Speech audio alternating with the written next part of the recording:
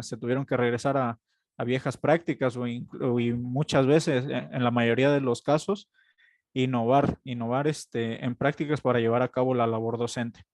Bueno, a no ahondar más en este tema, vamos a ver quién es Edgardo Domitilo.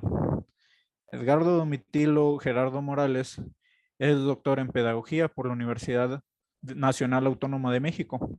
Es maestro en investigación educativa por el Instituto de Investigaciones de Educación de la Universidad Veracruzana. Es licenciado en educación primaria por el CREN de Tuxpan. En la Secretaría de Educación se ha desempeñado como profesor, director, supervisor y auxiliar y actualmente es auxiliar en la Dirección General de Educación Primaria Estatal. Quizá para algunos sea un viejo conocido. Ha colaborado en comités de evaluación y elaboración de reactivos en lo que es el Ceneval, como tutor de cursos y diplomados en el Tecnológico de Monterrey, en actividades con la Universidad Veracruzana, como dictaminador de libros y de tesis de posgrado.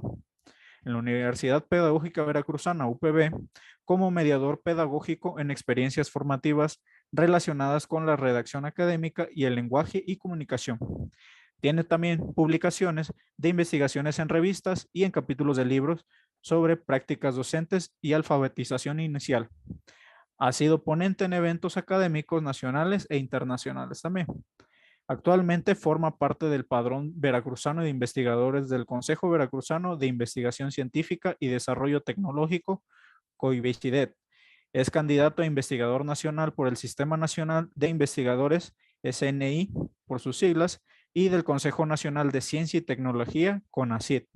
Bueno, el objetivo de este taller es brindar los elementos metodológicos y editoriales que apoyan a los participantes a escribir un artículo científico o académico para compartir sus experiencias docentes.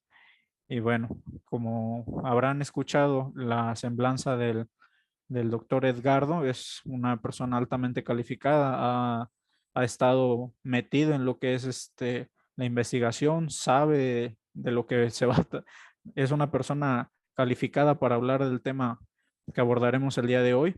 Y bueno, sin más preámbulo, vamos a cederle el uso del micrófono al doctor Edgardo, no sin antes recordarle, compañeras y compañeros, que las reglas de convivencia vamos a tratar de mantener nuestros micrófonos en silencio para que este taller se desarrolle de la mejor manera. Nuestro, nuestro ponente, en este caso el doctor Edgardo, va a contar con un tiempo aproximado de 50 minutos a una hora para brindar el taller y posteriormente al término de este tiempo de la ponencia, vamos a entrar a una ronda de preguntas y respuestas. De verdad, yo los invito y los exhorto a que participen. De verdad que si tienen alguna duda sobre el tema, háganla saber. Vamos a aprovechar que contamos con el apoyo del doctor Edgardo, que es una persona que bien nos puede orientar, sabe del tema, lo maneja muy bien. Y con toda confianza, aquella duda o aquel comentario que tengan respecto a lo que se está viendo el día de hoy, vamos hacerle el comentario o la pregunta al doctor Edgardo. Como bien les comentaba, vamos al final término de la ponencia del doctor Edgardo, vamos a entrar en una dinámica de preguntas y respuestas. En este caso, la plataforma cuenta con una manita virtual que se levanta ahí. Vamos a irles dando el uso de la palabra conforme las vayan, ahora sí por orden de aparición y conforme vayan levantando la manita virtual para que aquí el doctor Edgardo nos ilustre nos disipe las dudas que puedan llegar a surgir acerca del día de hoy. Adelante, doctor Edgardo, es todo suyo el uso de la palabra. Buenas tardes a todos. Espero que se me escuchen. Buenas tardes, doctor. Lo escucho un Buenas tardes poco a todos. lejos. Pues bien, comentaba hace un rato el maestro Aldo, vamos a tener una sesión un poco distinta, ¿no? De las que han tenido yo creo que anteriormente, y bueno, va en relación con la revista digital que ha editado la Coordinación de Centros Repsamen, y la intención principal pues es dar algunos elementos o lineamientos que los apoyen a ustedes como posibles autores de esta revista a conformar un artículo que permita compartir experiencias docentes desde las actividades que ustedes han llevado a cabo. Un gusto saludar a todos. Vi hace rato en algunos mensajes que había personas desde Coatzacoalcos hasta creo que Pánuco. Qué bueno que haya variedad de nuestro estado de Veracruz. Nuestra geografía es amplia y qué bueno que estén ustedes conectados en esta tarde, al menos tener estas referencias. Y bueno, quien esté en esa disposición y que se anime a compartir sus propias experiencias de trabajo, pues bienvenidos. Esperamos que responda un poco a las inquietudes e intereses para escribir un artículo como tal, ¿no? Bueno, pues comentamos un rato el objetivo de esta reunión, de esta plática, diría yo, en relación con lo que vamos a ver la temática, pues es brindar, bien nos decían, elementos metodológicos y editoriales. A lo mejor dirán por qué nos metemos también en elementos metodológicos, si a lo mejor lo que nos interesaría saber es qué aspectos vamos a llevar a un artículo o qué es lo que debe tener.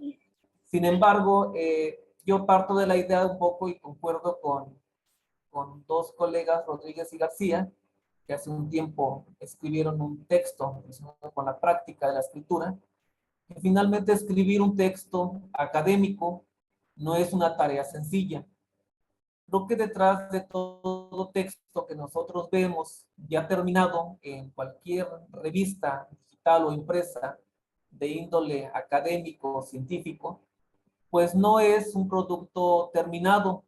Detrás de ese documento que nosotros leemos, que compartimos, que podemos refutar algunas ideas, que podemos estar no de acuerdo con todo lo que plantea el autor, pues hay un trabajo arduo detrás de todo ello. Hay un proceso de escritura, más allá de llenar una hoja en blanco, de llenar los apartados que nos piden como lineamientos editoriales, pues también hay un proceso de reflexión, un proceso de recuperar esa práctica de eso que nosotros hemos hecho como profesores y que de lo mucho que hacemos podemos delimitar un aspecto que nos sea más representativo o de mayor innovación, con un mayor alcance, que haya tenido un resultado positivo o incluso algo que no nos haya salido bien en nuestra práctica, pero que finalmente nos permite reflexionar sobre ello y quizá dar algunas pautas para otros profesores y enriquecer su propio trabajo.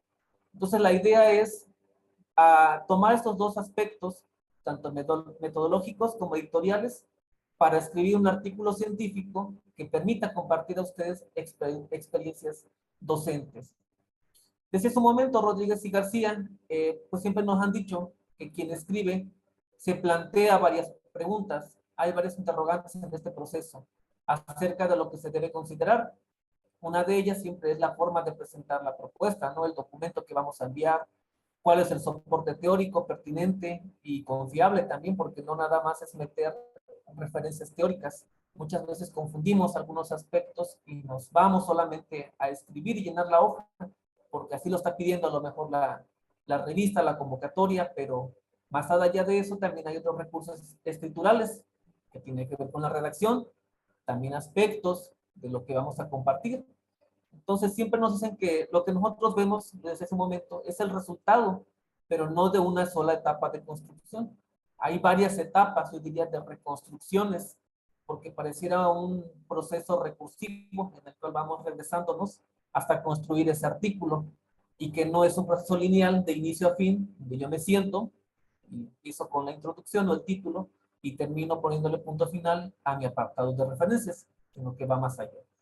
Entonces no se trata solo de cubrir esa hoja en blanco, se trata de atender también varios aspectos que nos van a permitir sistematizar esa experiencia que nosotros tenemos. Como bien decíamos hace un momento, la inquietud es que ustedes puedan conformar o construir un artículo para la segunda edición de la revista digital de la Red Estatal de Actualización y Capacitación Docente en Veracruz, que está a cargo de la Coordinación de Centros Repsam de la Secretaría de Educación de Veracruz. Entonces, de acuerdo con ellos, lo que se intenta es revalorar la figura de los y las docentes. La intención, pues, finalmente es compartir esas voces que hay en las aulas, que muchas veces tenemos muchas ideas, muchas acciones que hemos llevado en el salón de clases, pero a veces las compartimos solamente con nuestros compañeros, si es que tenemos esa oportunidad. También hay otros contextos donde los maestros están muy solos y a veces no hay con quien compartir eso que nosotros hemos realizado y que quizá nos permita una retroalimentación para poder aprender y reaprender y que otras personas también aprendan de lo que yo he realizado. Entonces aquí yo quisiera compartir con estas, quisiera iniciar con esas imágenes un poco en la idea de lo que nosotros tenemos, de lo que es escribir en términos generales, que a veces pensamos que es de inicio a fin y que escribir bien es hacerlo en el mejor trazo posible y sin ningún error. Sin embargo, escribir no nada más es agarrar un lápiz o un lapicero y llenarlo en una hoja. Hay otros recursos tecnológicos que nos han ido apoyando poco a poco, pero como vemos en la segunda y tercera imagen, siempre hay unas hojas que nosotros tenemos, llamamos borradores, que todos conocemos. Es decir, que no es un proceso lineal nada más de llenar, como decía, de inicio a fin. Hay varios aspectos que necesitamos reconsiderar, que hay que revisar, que incluso cuando ya llegan a una revista, comentaba en varias experiencias, a veces pensamos que ya está nuestro documento terminado, pero viene la opinión del editor y viene la opinión de los expertos y hay que hacer ciertos ajustes para que nuestro texto vaya lo mejor posible y sea comprensible y atienda todas las especificaciones tanto de contenido como en lo que nosotros estamos presentando.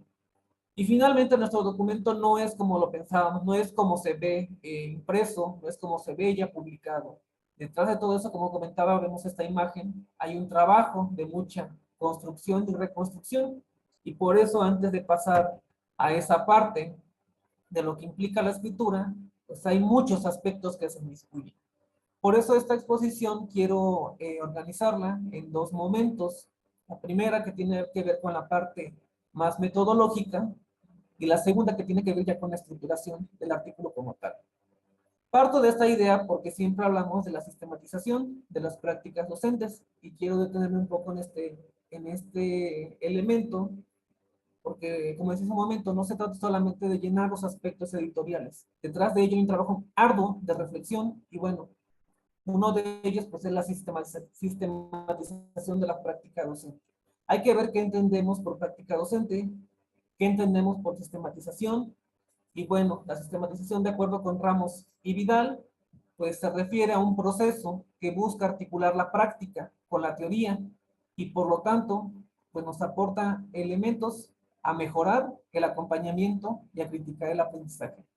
Yo lo sitúo como en esta parte de las imágenes que vemos en la parte inferior, como aquello que nosotros hacemos con los niños, que a veces lo hacemos de manera inconsciente, tomamos decisiones en la práctica, aunque nosotros tenemos un plan de clase, pues no siempre lo seguimos tal cual, pero lo que nosotros hacemos en el salón con los alumnos tiene una finalidad, hay una decisión implícita que nosotros tomamos y que tiene una visión a veces didáctica y educativa. Entonces, a partir de lo que nosotros hacemos, que quizás no corresponde con nuestro plan de clase, y que surgen a veces acciones de manera espontánea, es necesario llegar a una interrogante, saber qué hicimos. Creo que algunos de los cuestionamientos que podemos hacernos es cómo lo hicimos, qué resultado tuvimos, el por qué realizamos esas actividades y para qué las hicimos en ese momento. A partir de ello, se busca reencontrarse, reidentificarse, que esa persona, ese profesor, se vea en ese aspecto de la práctica qué es lo que ha hecho y a partir de ello pueda reflexionar y contrastarlo con lo que otras personas dicen a partir de referentes teóricos. Entonces no es un proceso nada más de copiar fragmentos, como a veces lo pensamos, como referencias teóricas, y prácticamente ponerlo como un parche a nuestra acción, sino realmente es un tejido que nosotros hacemos e interpretamos nuestra acción con lo que ya otras personas han dicho y lo combinamos con nuestra reflexión personal para poder dar un conocimiento, para poder producir un conocimiento, para poder compartir algo, una reflexión, una sistematización hacia otras personas y que nos permita, como decía hace un momento, reencontrarnos como profesores. Por eso algunos autores nos dicen que permite comprender recuperando experiencias y uniendo desde el presente, el pasado y el futuro. Entre lo que nosotros hacemos en este momento, recuperamos nuestra práctica, que es el pasado, y tratamos de proyectar algo distinto a lo que nosotros hicimos. Yo siempre he dicho que a veces cuando cometemos un error en nuestra práctica docente, no quiere decir que estemos mal. Lo malo es cuando cometemos el mismo error todas las veces. Sin embargo, cuando nosotros reflexionamos sobre esta acción que nosotros cometimos y tratamos de dar una propuesta distinta para obtener un resultado diferente, es cuando estamos aprendiendo de nuestra propia práctica. Estamos reflexionando, lo que yo en su momento llamaba como el profesional reflexivo. Entonces, a partir de ello es como nosotros podemos recuperar varias prácticas que quizá no han surgido como un proyecto como tal, que fue planteado para realizarse, pero que quizá de lo que nosotros hemos realizado podemos sistematizarla y podemos acotarla para poder compartirlo a los demás. Quiero compartir también estas razones del por qué sistematizar, y creo que trato de detenerme un poco en este aspecto para que reflexionemos un poco de aquello que nosotros hemos realizado en nuestro salón, en nuestra labor docente. Y bueno, una de las razones, yo aquí expongo a partir de varios autores, que pues surge por la necesidad de conocer no solamente a nivel teórico, sino también de conocer y de conocerse, que el profesor reconozca, que el profesor identifique aquellas prácticas que le son funcionales, aquellas en las que puede tener algún cambio, algún impacto, y por eso habla de dar a conocer a otras personas y de cualificar, más que de calificar, es cualificar, tratar de analizarla, comprenderla para poder orientarla. Nos habla también que se puede dar cuenta de experiencias pedagógicas innovadoras. A veces, yo siempre he comentado que innovar no significa hacer algo que no se, que sea totalmente nuevo. Y no necesitamos inventarnos algo en nuestro salón de clases. A veces la innovación surge cuando algo que quizá ya es conocido en otras escuelas, pero no se ha hecho en nuestro salón de clases. Y ahí es donde nosotros encontramos siempre una innovación, un aspecto que para los niños llega a ser nuevo e incluso para el maestro cuando no lo ha llevado a cabo. Podemos también dar cuenta de historias de vida de los maestros, pero no nada más es contar nuestra vida personal o nuestros problemas, sino también aspectos relacionados con nuestra profesión que nos permita aprender y reaprender de lo que ya hemos hecho. Permite, como dice ahí, reflexionar, realmente saber que lo que hicimos, por qué se hizo, como decía, para qué se hizo, que me permita dar una orientación distinta, una práctica futura. Permite pausar porque yo me detengo a pensar en lo que yo hice. No nada más pasó como un hecho aislado, como algo trivial, sino algo que yo puedo resignificar, puedo regresarme a esa práctica, situarla, recordarla, repensarla y a partir de ello generar ciertos conocimientos. El otro elemento se aspira a una relación armónica entre el sujeto que sistematiza y el contexto. Finalmente, lo que yo hago, lo que yo pienso, pues va a impactar en ese contexto, en ese salón de clases, en esos alumnos que yo tengo, para que me permita reorientar mi práctica docente. Permite ese reencuentro con la persona y, como dice ahí, apertura a múltiples voces, porque finalmente yo puedo tejerlo con la mirada de otras personas a partir de la literatura que yo pueda revisar. Cualifica el conocimiento también, lo que yo sé, lo que yo puedo saber, lo que yo puedo conocer ahora en este momento, a partir de lo que yo he hecho. A veces decimos que la teoría nos lleva a la práctica o que la práctica nos lleva a la teoría. Creo que aquí es un ir y venir entre lo que yo hago, lo que yo puedo revisar, lo que yo puedo regresar a esa práctica, lo que yo puedo revisar nuevamente. Y creo que es como una especie de engranaje que podemos llevarlo para que me permita sistematizar lo que yo he hecho y a partir de ello generar ciertas propuestas que permitan orientar. Promueve en el maestro que elabora el escrito se afirme como autor. Finalmente, a veces dejamos la voz a otras personas, que otra persona venga y me diga lo que puedo hacer, lo que puedo mejorar. Pero aquí es un momento de recuperar esa práctica y que yo como autor de esa práctica que yo hice, de esa acción que yo realicé, pues pueda también reflexionar, tematizarla y como decimos en un artículo, puedo ser ahora yo autor de ello en cada momento, cuando yo lo lea, cuando lo escriba y lo reescriba, cuando lo afine, pero también cuando otra persona pueda leerlo y ahí se genera ese diálogo con los textos, cuando otra persona puede leerte y hacer lo que tú realizaste y quizá impactar más o despertar el interés por lo que se hace y otra persona pueda retomar esa experiencia, no a lo mejor realizarla o reproducirla, porque cada contexto es único, pero son elementos que le ayuden a tomar ciertas decisiones en su salón de clases y pueda ser exitosa esa práctica que ustedes ya realizaron. Entonces puede ser como una semilla que germina para otras prácticas en otros contextos. Aporta la reflexión. Una revista científica siempre nos da elementos a todas las personas académicas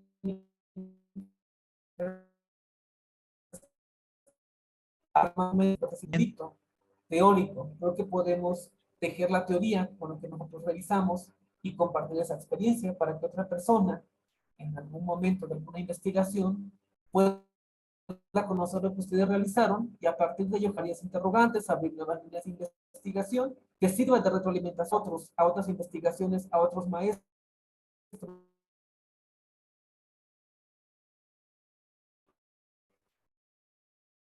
a otros colegas que de la problematización siempre partimos de ello, llevarnos en un conflicto que haya con los alumnos para resolverlo como tal. La idea de problematizarse implica ese cuestionamiento de nuestra realidad. Aquello que nosotros lo pasamos como algo común, como algo normal, es en esa intención de preguntarnos qué tan común es, el por qué lo hacemos, por qué es común para mí, por qué no es común para otras personas, y a partir de ello se genera una serie de cuestionamientos que sirven para reorientar lo que nosotros hacemos y situar alguna práctica que sea de interés para otras personas.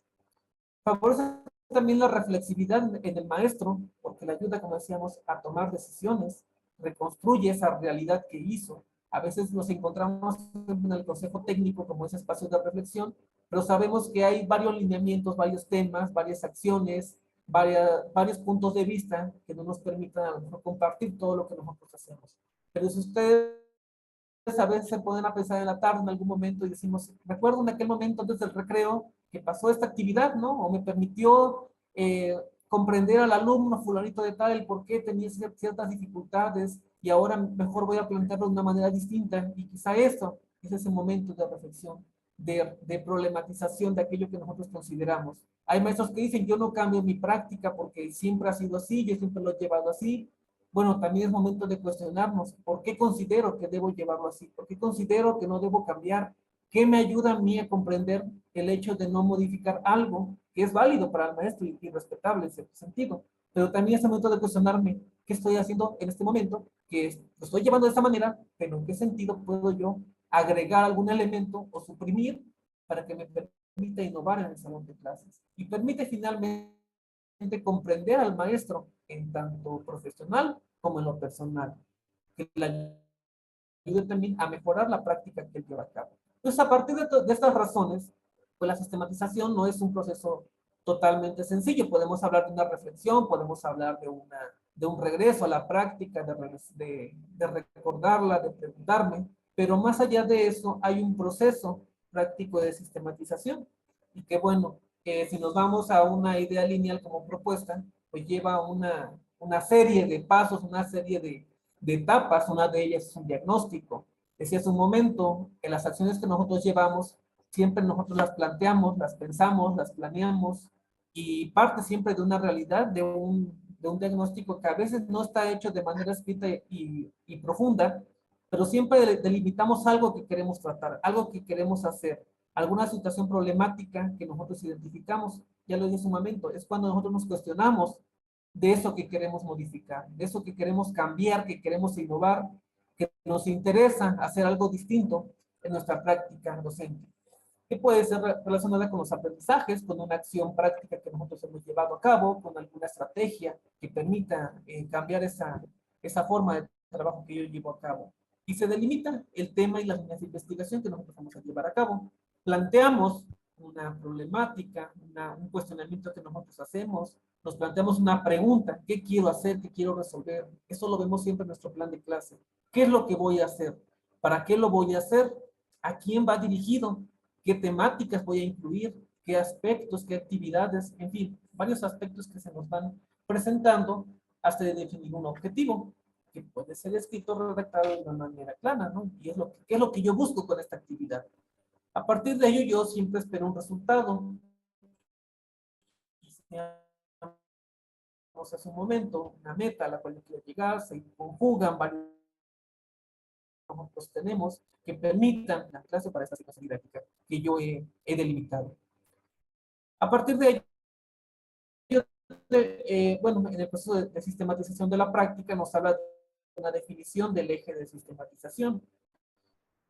¿Esto en qué consiste? Ver aquellos límites hasta donde yo voy a intervenir en esta acción dentro del aula, que me permita precisar qué temática voy a abordar, cómo la voy a reconstruir, cómo la voy a interpretar de manera crítica. Se genera una hipótesis cualitativa de lo que yo pretendo realizar.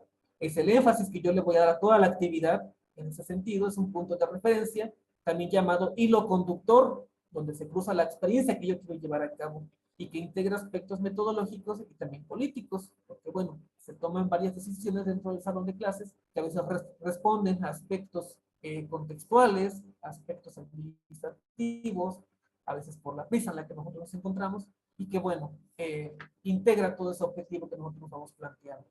Hasta que nosotros ya definimos ese objeto, qué es lo que vamos a realizar, qué temática estamos planteando, planteamos una serie de actividades, quizá la llevamos ya a cabo, la reconstruimos, y bueno, todo este proceso de pasos del número 1 al 6 es cuando nosotros construimos ese plan, ese proyecto a realizar, ya sea de intervención o de innovación, en nuestro salón de clases. Pero también nos encontramos en otro momento, cuando nosotros llevamos a cabo esa clase, a lo mejor de manera común y trivial para todas las veces que vamos realizando las actividades, pero que de pronto nos sale muy bien y nos llama la atención. Y creo que ahí nosotros ya empezamos con la parte 6, donde implicaría ya esa parte de escritura para nuestro artículo que queremos compartir. Sin embargo, los anteriores nos podrían ayudar a delimitar ese objetivo que nosotros estamos planteando. Siempre, cada acción que nosotros llevamos a cabo en el aula tiene un porqué. Tiene una intención didáctica, una intención contextual, una decisión que nosotros tomamos que nos ayuda a orientar nuestras acciones. Nosotros no lo hacemos nada más porque sí, nosotros no llegamos a dar una actividad al salón de clases nada más porque quiero hacerla. Tiene una intención didáctica con los alumnos, un aprendizaje, orientado a un aprendizaje. Entonces es necesario recuperarnos hacia esos pasos al 1, 2, 3, 4 y 5 para recuperar esa práctica que nosotros estamos tomándola como positiva, como innovadora, como significativa para compartirla. A partir de ello se requiere reconstruir esa experiencia que yo llevé a cabo, ordenar esa información, analizarla, interpretarla y que me permita ahora sí compartirla a otras personas. Creo que todo este proceso nos lleva a recuperar, como decía, las prácticas que nosotros hemos llevado a cabo, a preguntarnos, a reflexionarnos, y a partir de ello recuperar toda la información que tengamos desde el registro de clase. A lo mejor yo llego y me siento y me pongo a escribir ahora lo que yo me acordé, pero no quiere decir que así como yo me acordé la voy a compartir, voy a sistematizarla, voy a ordenarla, voy a ver qué elementos me ayudan a comprender ese aspecto de mi práctica docente que quiero ahora compartir. Tengo que situarme en un por qué lo hice, en un para qué lo realicé, cuál fue esa acotación, esa temática que yo traté, en un por qué hacia los alumnos, cuál fue mi objetivo de esa acción que yo hice, de esa experiencia, y que a partir de ello, qué acciones yo realicé y qué es lo que ahora yo puedo compartir y qué es lo que aprendí finalmente de eso que estoy acordándome, que estoy reflexionando, que estoy cuestionando y que ahora me permite tomar ciertas decisiones para que otra persona que le interese esa experiencia que yo viví, le permita también mejorar a otro colega o a otro compañero. Entonces, todo este proceso nos lleva a varios momentos, a mucho tiempo de reflexión, a mucho tiempo también de lectura teórica, de revisar otros autores, otras experiencias que se han llevado a cabo, que me permita contrastarla.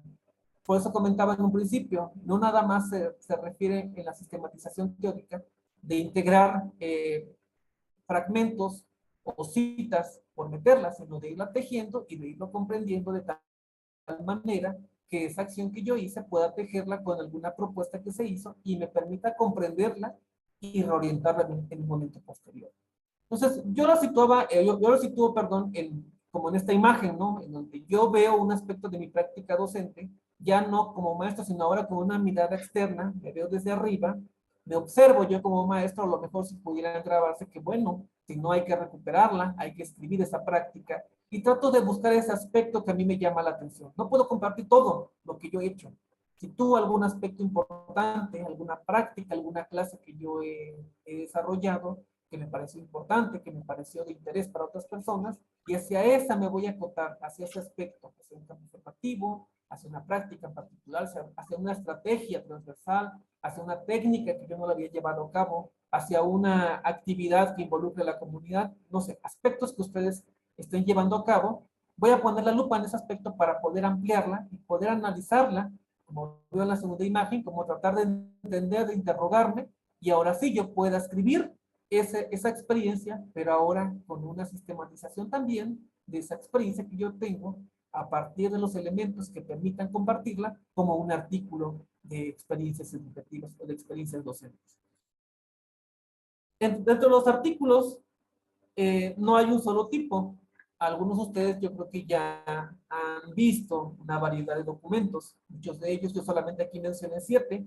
Creo que hay varios tipos todavía más. Hay diferentes corrientes teóricas, referencias, propuestas de cómo pueden ser los artículos. Algunos son de investigación, orientados hacia el descubrimiento y producción de conocimiento, de intervención. Otros son de divulgación científica, un poco más a la discusión teórica, de opinión, cuando encontramos algún tema de interés, y bueno, el autor puede emitir un punto de vista particular a partir de referentes teóricos, alguna reseña de algún libro, de alguna investigación ya en un estado avanzado, o de algún ensayo, o bien un artículo teórico que tiene que ver con esa discusión sobre algún concepto nuevo que nosotros nos encontramos o que es contemporáneo. Sin embargo, aquí vamos a situarnos más en ese artículo de experiencias docentes, que es un subtipo de artículo que no se apega, que tiene ciertas características con los demás, pero creo que es único. Cada uno tiene sus propias características, aunque todos se rigen con elementos editoriales un poco generales, pero este tipo de artículo, que es el de experiencias docentes, pero no es cualquier artículo docente de cualquier revista. Vamos a situarnos específicamente en la segunda edición de la revista digital de Red Estatal de Actualización y Capacitación Docente en Veracruz.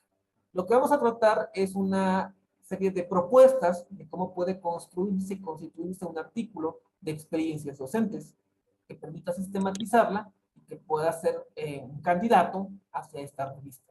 Ya la revista en su momento emitirá su convocatoria con sus lineamientos más específicos, pero creo que aquí a grandes rasgos podemos caracterizar un tipo de artículo de esa naturaleza, que son de experiencias docentes.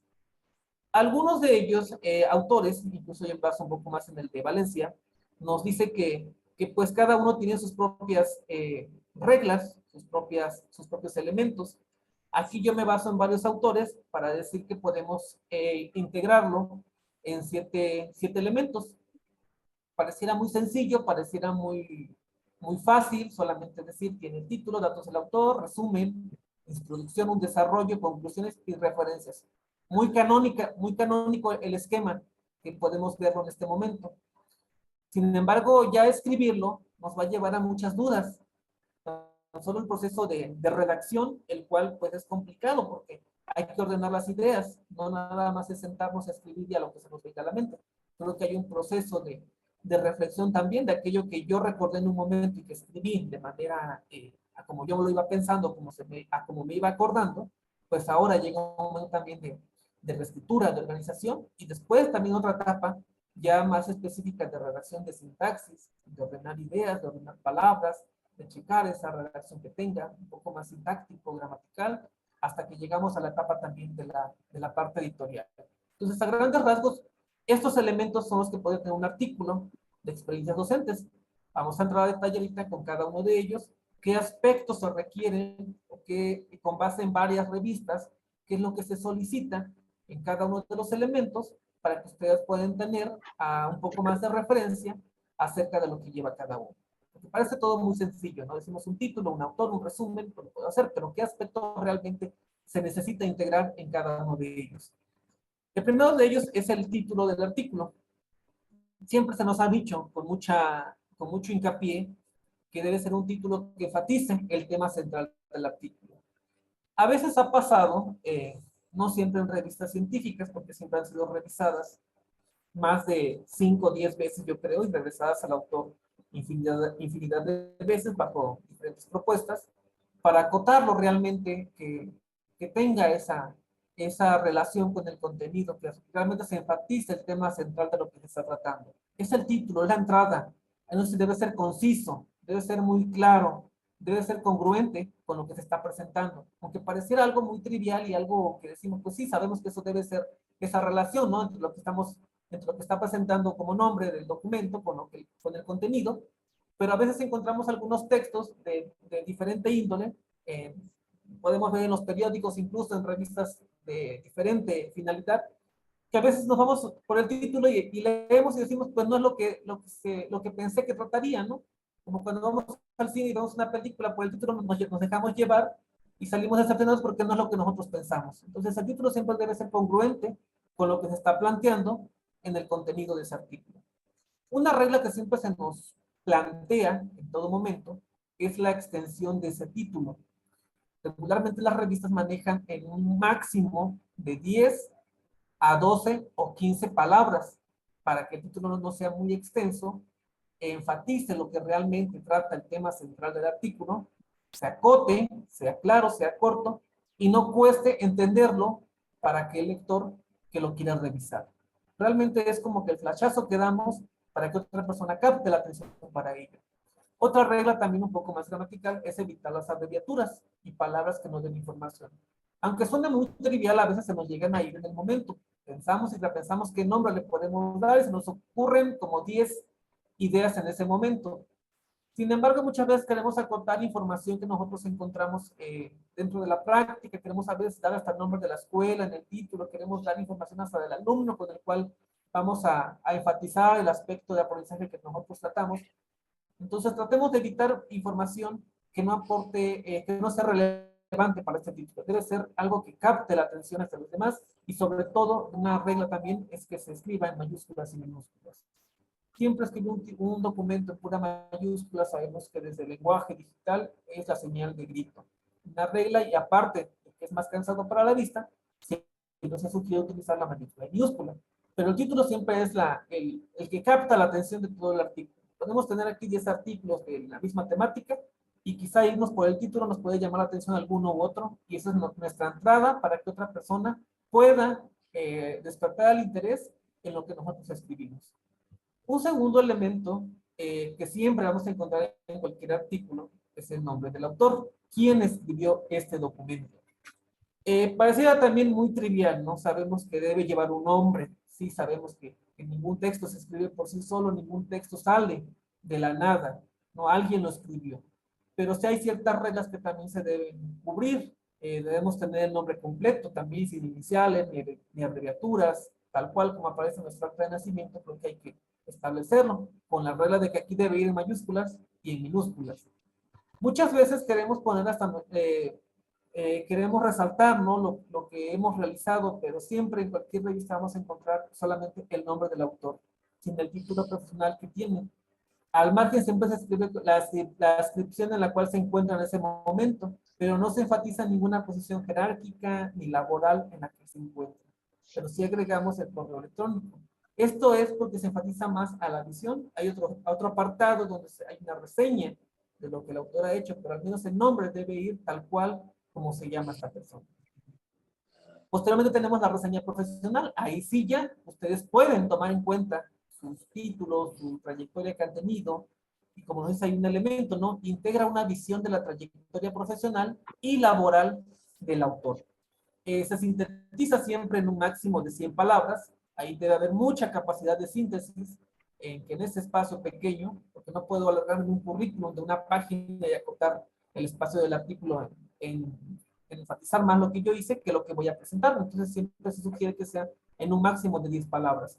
Ahí ustedes pueden agregar todas las actividades que han realizado académicas, laborales, algunos que han tenido, instituciones donde han cursado de manera sintetizada, adscripciones, funciones, actividades relevantes, y siempre se busca responder a esa pregunta: ¿quién es el autor? De tal manera que me permita entenderlo para saber por qué hizo eso o en qué contexto de trabajo se está realizando. A lo mejor se dedica a otro tipo de actividades de investigación y obviamente me va a dar un panorama totalmente distinto. A lo mejor es una visión más práctica de lo que está realizando, y a veces la trayectoria de ustedes a lo largo de 2 años en el salón de clases les permite afianzar varias estrategias que ayuden a comprender lo que realizan. Entonces, a grandes rasgos, este apartado debe ser muy acotado, muy corto, muy sintetizado de lo que ustedes han realizado en ese sentido. Después encontramos un apartado de resumen. Igual suena muy sencillo y muy fácil de entenderlo, ¿no? Quien no ha hecho un resumen de la educación primaria, nos han enseñado a resumir textos, a resumir algún tipo de cuento, algún texto que encontramos en el libro, en las asignaturas de historia, de ciencias naturales, que hacíamos resúmenes. Pero el resumen como género textual, de acuerdo a la función y el tipo de texto en el que nos encontremos, cumple una función distinta y tiene características particulares. En este caso, para el de un artículo científico como el que se quiere elaborar, pues tiene ciertos elementos. Un aspecto siempre importante es que nos representa de forma abreviada el contenido de ese artículo que estoy presentando. Igual que el título, el resumen es nuestra puerta de entrada para que el lector capte la atención y se interese por nuestro documento. Regularmente cuando son muchas revistas, nosotros podemos navegar en el internet y revisar alguna temática y encontrar en diferentes revistas digitales diversos artículos. Siempre el buscador, el que anda localizando temáticas de interés para algún tema de investigación, para alguna tesis de posgrado, de grado, no necesita revisar todos los artículos en su totalidad. Una de las entradas siempre es revisar el resumen. Si el resumen contiene la información de interés de esa persona o de ese lector, va a dar pie a que nos lea todo el documento. Por ello siempre se dice que es la versión abreviada de todo el contenido del artículo. Como dice el primer punto ahí, su propósito es despertar el interés del lector. Que quien llegue a ese documento a sus manos, pues en esas 250 palabras como máximo que puede tener ese resumen, pueda leerlo en 5 minutos y capte la atención y le dé pauta a leer todo el documento y se interese en la experiencia que yo estoy compartiendo en ese momento. Ahí se menciona, ahí debe tener varios elementos también. Uno de ellos es que se debe enfatizar el objetivo del artículo, el objetivo de la experiencia. ¿Qué es lo que yo quiero dar a conocer para que esa persona capte de manera inmediata? Siempre es importante este aspecto porque enfatiza que se debe entender por sí solo sin necesidad de que el lector lea todo el documento. A partir de ello, como reitero, capta la atención y le da la pauta a leer el resto del artículo como tal. Sus características, pues bueno, ya mencionadas, son una extensión máxima de 250 palabras. Es un párrafo muy pequeño donde yo sintetizo todo lo que trató ese documento para que otra persona lea esa versión y se interese. Aquí no incluye información que no está en el artículo. Aunque parezca también muy trivial lo que yo diga, pues debe tener lo que yo escribí en el artículo. Aquí enfatizo aquello que realmente es importante para que capte esa atención. Señalamos el por qué surge, escribimos de manera concreta, sintetizada, aquello que yo realicé, en qué consistió esa experiencia, enfatizo los logros, algunas conclusiones a las que yo llegué, líneas muy puntuales, y de esa manera yo integro este resumen para que otra persona pueda leer. No incluye tablas, no incluye figuras, no incluye referencias. Si ustedes buscan en cualquier página de internet, en cualquier revista, el artículo está condensado en un solo párrafo sin tener ninguna referencia ni ningún recurso adicional.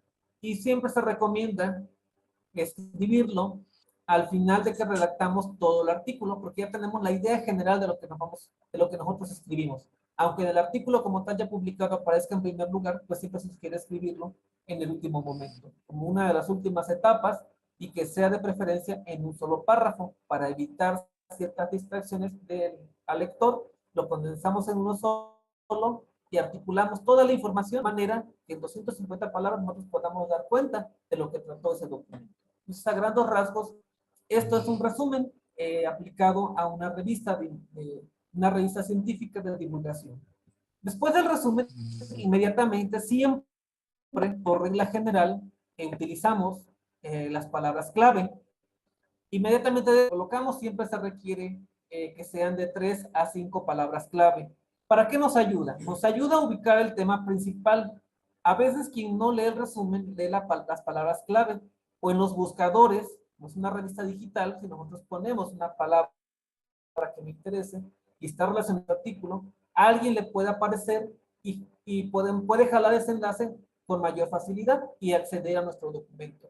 Entonces siempre es importante que esas palabras clave respondan al contenido del artículo.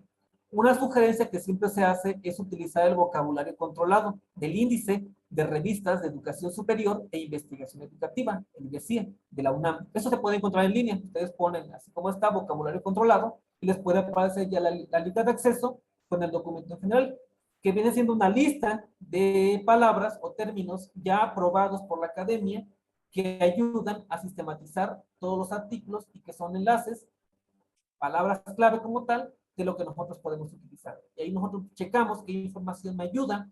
A lo mejor yo quiero hablar del aprendizaje sobre niños con necesidades educativas especiales, pues yo voy y busco algunas palabras que me ayuden para sistematizar eso, es mi idea en general de qué trata el artículo, y voy y ordeno esas palabras y puedo colocarlas sin ningún problema de acuerdo con el índice que ya está elaborado y avalado académicamente. Entonces, esos aspectos nos pueden ayudar más porque ya no tengo que pensar en esa palabra clave que me ayuda a identificar mi artículo, sino que ya hay un tesauro, ya hay un índice, un vocabulario controlado, que solo voy y selecciono aquellos que respondan a mi artículo para que realmente enlace una palabra clave para que cualquiera en internet pueda llegar a ese artículo que yo estoy compartiendo. Y ahora sí, entramos ya en materia de lo que es el artículo. A compartir mi experiencia docente. Como decía, como todo documento tiene un inicio, un desarrollo y un cierre, pero qué difícil es cuando ya nos sentamos frente a la computadora a poner la primera línea, ¿no? Y hay muchos manuales, muchos documentos y propuestas que nos ayudan en la redacción y que siempre nos dicen que un aspecto importante, o un aspecto, perdón, que siempre es de terror para cualquier escritor e incluso para un servidor, siempre cuando iniciamos un nuevo documento, es pararte y cómo voy a comenzar. ¿Qué es lo que voy a poner como primera palabra, como primer enunciado, como primer párrafo? Porque debe dar esa pauta para que despierte el interés hacia lo demás, el objetivo, que permita cerrar también de manera clara. Y aquí se inmiscuyen varios aspectos gramaticales, pero también de ideas, ¿no? Que, ¿cómo voy a iniciar? ¿Cómo lo pongo? A grandes rasgos, yo comparto estos puntos de lo que debe contener una introducción. Muchas veces hemos encontrado artículos donde si el tema general era sobre la alfabetización y la introducción empieza a hablar sobre la historia de la alfabetización, de cómo se inició en la época medieval, alfabetizar a los primeros seres humanos, de cómo a lo mejor en la antigüedad, en la Grecia, y nos vamos y nos alejamos a un pasado muy remoto, donde a veces en lugar de captar la atención del lector, genera distracción y aburrimiento. Yo siempre he sugerido que nos situemos en estos aspectos de lo que expongamos aquí, sobre todo en esta experiencia que nosotros estamos llevando a cabo, más que hablar de mi propio trabajo de cuando yo inicié como introducción, sino hablar de esa experiencia que yo quiero compartir, que yo retomo qué clase fue la que a mí me llamó la atención, qué experiencia quiero compartir, y a partir de ello, como decía hace un momento, en la fase de sistematización de por qué surge, por qué lo planteo, cómo lo planteo y para qué hago esas acciones, justo las voy a dar a conocer aquí en este apartado de introducción. Expongo esas razones por las que yo llevé a cabo esta experiencia. ¿Qué objetivo me planteé? Si a lo mejor yo no me planteé un objetivo como tal antes de realizarlo, pues ahora voy a pensar por qué lo hice, por qué planteé esta acción, qué hipótesis pude haber tenido en su momento o qué esperaba alcanzar al realizar esta acción. Aquí se van a evitar todo tipo de valoraciones personales porque todavía no estamos entrando en materia de reflexión ni afirmaciones sin sustento. ¿Qué quiero decir? Que a veces decimos, es que la educación debe ser de esta manera. ¿Quién dice que debe ser de esa manera? Un planteamiento que siempre nos encontramos cuando salimos de nuestros estudios profesionales. Decimos el quién lo dice, para qué se dice. Entonces, hay a veces datos que nosotros proporcionamos y es importante sustentarlos. A veces dicen es que el 50% de la población no está alfabetizada. ¿Qué nos basamos para decir esa afirmación? ¿No? Que a lo mejor sabemos que sí, efectivamente, ese porcentaje de la población no está alfabetizada, pero ¿en qué me baso? Yo hice ese estudio o lo retomo de algún dato de Mejoredu, alguna estadística gubernamental u oficial. Es donde yo doy a conocer desde cómo construyo esa experiencia y por qué la llevo a cabo. Se trata siempre de animar a las personas a leerlo y como decíamos, da un panorama de lo que se trata. Aquí también muchas veces encontramos una serie de justificaciones a veces de lo que se hace, o incluso se habla de la importancia de la temática. Más allá de justificar la temática, como digo yo, a veces es importante dar cuenta de dónde surgió. Por eso en la imagen yo pongo un poco como en la Biblia, ¿no? El primer capítulo es el Génesis, es el origen de todo. Entonces aquí también debemos dar cuenta cómo se origina nuestra experiencia, dar nuestras razones a lo mejor personales, administrativas, si fue una decisión de algún programa oficial que me llegó y la tuve que hacer, es válido, pero a partir de ello a lo mejor se convirtió en una experiencia significativa que ahora yo la voy a sistematizar. Se pueden dar alguna discusión teórica de lo que se ha hecho, qué se ha hecho al respecto, qué había hecho yo en el salón de clases hasta ese momento y qué es lo que ahora yo me planteé a partir de ello para que yo dé a conocer al lector cómo surgió esta experiencia y no lo distraiga leyendo sobre la importancia a lo mejor de la alfabetización, dándole temas sobre, perdón, datos sobre la antigüedad que a lo mejor no le interesan. Él le interesa saber qué fue lo que hice. Y creo que lo que podemos dar a conocer en este apartado de introducción es el por qué surgió y qué objetivos tuvo esa experiencia y que ayuden a comprender lo que se hizo más adelante. Estoy dando a conocer. Entonces, a grandes rasgos, nuestra introducción podría contener estos elementos, podría tener esta información que debe ser breve, concisa. Regularmente, algunas editoriales piden entre 2 o 3 párrafos. Ahí ustedes deben valorar más o menos que se responda a grandes rasgos de esta información, pero que no ocupe una extensión mayor que el contenido que vamos a tratar. Nuestro desarrollo de la experiencia. Siempre recuperamos nuestra práctica, nos acordamos de diferentes hechos y de diferentes momentos de lo que nosotros realizamos. Yo aquí, a partir de diferentes propuestas de lectura, de experiencias docentes, yo lo situaría en 3 momentos y que a lo mejor todo ese desarrollo de descripción de la experiencia podemos mencionarlo en estas 3 etapas, que yo le llamaría como contexto de trabajo, la descripción de la experiencia ya como tal, y agregando un tercer elemento que a mí en lo personal me llama más la atención que se incorporen. No todas las revistas lo consideran, pero en 2 artículos que he hablado sobre experiencias docentes, siempre lo he tomado en cuenta, y es el de resultados obtenidos de esa experiencia, antes de llegar a la parte de conclusiones. Ahora, ¿de qué trata cada uno? En el caso del contexto de trabajo, todos entendemos a veces de lo que trata o de lo que significa hablar de contexto. Y hay veces que queremos hacer una monografía y nos pasó a lo mejor en nuestros documentos recepcionales de licenciatura. Casi queremos hacer una monografía de la escuela, de la comunidad o del municipio donde estamos. Pero antes de escribir todo eso es importante conocer exactamente dónde se llevó a cabo. Creo que los aspectos puntuales que yo podría recuperar aquí es mencionar la escuela donde se trabajó, de qué nivel educativo estamos hablando, si es de preescolar, de educación inicial, si es en primaria, en secundaria, en bachillerato, nivel superior, qué tipo de educación es, si es indígena, si es bilingüe, si es general, en qué tipo de contexto, rural, urbano, tipo de organización, quizá dar esos datos en general, un poco grandes rasgos de lo que implica el contexto socioeconómico, cultural. No voy a hablar de toda la comunidad, solamente puedo dar datos exactos, precisos, muy particulares, que me permitan darle al lector esa comprensión de qué contexto, en qué contexto trabajé yo esta experiencia que le voy a dar a conocer. Es importante también tomar en cuenta la población con la que yo trabajé. Aquí debes, bueno, vamos a situarlo como alumnos, pueden ser a lo mejor padres de familia, si fue una experiencia con padres de familia, con la población en general, con los alumnos o con los maestros, si son con los alumnos, de qué grado escolar es, qué fortalezas y áreas de oportunidad había en relación con la experiencia que yo voy a tratar. A veces ha tocado ver algunos diagnósticos, incluso en el programa escolar de mejora continua, es un claro ejemplo que nos ha tocado siempre revisar, que en el contexto, cuando se les habla de la comunidad, van y hablan desde la historia en que se fundó el municipio. Creo que es un aspecto, son datos que pues sí son muy importantes, pero para fines de nuestra experiencia que queremos compartir, pues no llegan a ser relevantes.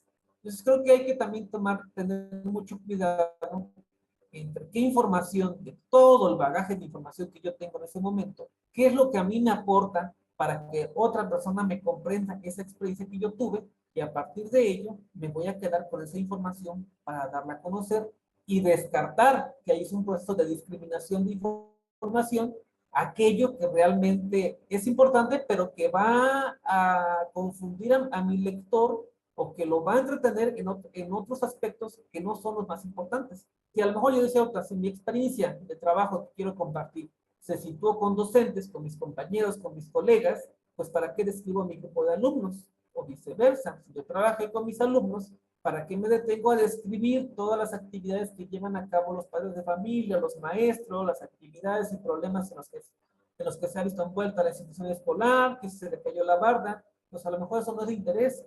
Me sitúo solamente en aquello, si es mi grupo en general, si es un grupo de alumnos en particular, o si es solamente un alumno con el que yo voy a sistematizar mi experiencia. Y a partir de ello voy a hablar de esas fortalezas y áreas de oportunidad. Decía, no vamos a hablar en general. A veces cuando hablamos en nuestro grupo metemos infinidad de problemas que tienen, infinidad de fortalezas, si saben jugar, y nuestro diagnóstico, y metemos estadísticas y estadísticas.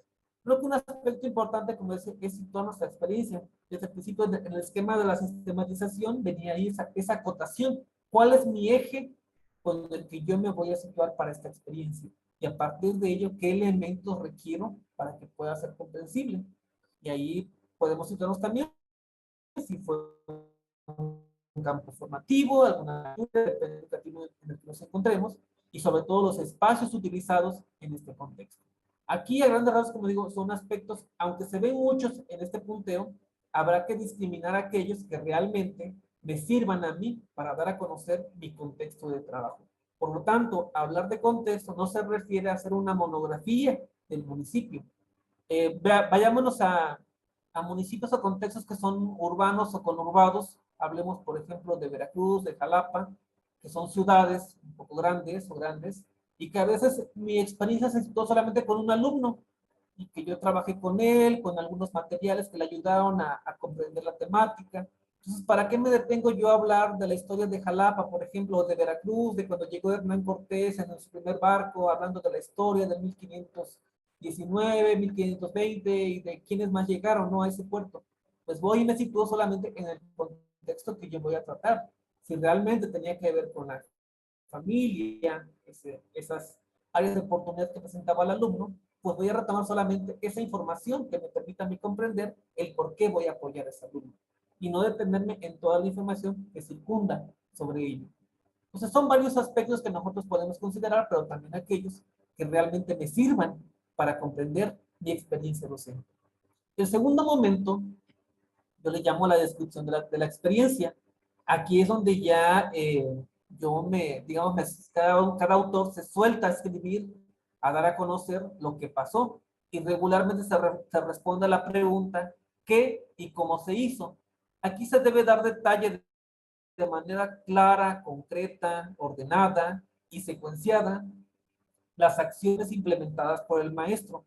¿Qué es lo que implicó la actividad? ¿Qué fue lo que hizo realmente en ese proceso de inicio, también desarrollo y cierre de esa actividad? ¿Qué fue lo que implementamos? ¿Qué acciones podemos llevar a cabo como actividades? Si fueron secuenciadas, si fue bajo una estrategia, en qué consistió, cómo la llevé a cabo, qué materiales utilicé, qué personas se implicaron en esta actividad, si tomé en cuenta al padre de familia, a los demás miembros de la familia, si se involucraron algunos maestros, si es importante lo voy a tomar en cuenta, qué estrategias llevé a cabo como tal, técnicas, y sobre todo siempre un dato que se nos va son los periodos de trabajo. ¿Cuándo fue que lo hice? ¿En qué momentos de la jornada escolar? Para que la persona que me lea me entienda que toda esa secuencia de actividades a lo mejor fue bastante o fue muy abundante, que no lo llevé en una sola jornada de trabajo, a lo mejor fue un periodo de varios meses. Entonces, toda esa experiencia que yo tuve a lo largo de esos meses, semanas o días, la voy a ordenar y la voy a escribir y sistematizar y organizar para que otra persona me entienda, pero voy a dar a conocer en qué momento lo hice, para que se pueda comprender las acciones que yo realicé.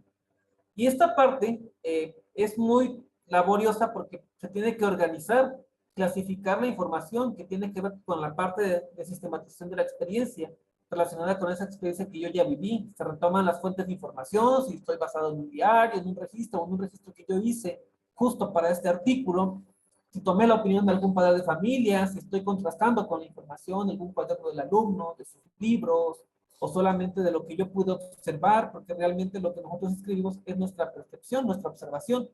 ¿Qué es lo que yo estoy ahora escribiendo?